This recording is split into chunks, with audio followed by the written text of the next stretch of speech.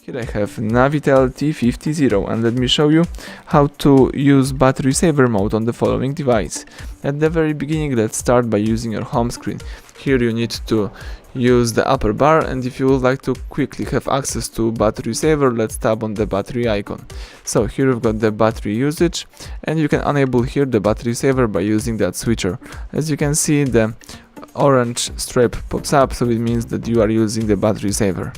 You may also disable this mode, and if you would like to find the battery saver settings, you can also choose apps icon, find settings.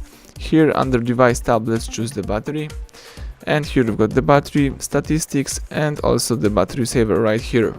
So to help improve the battery life, battery saver reduces your device performance and limits vibrations, location services and most background data.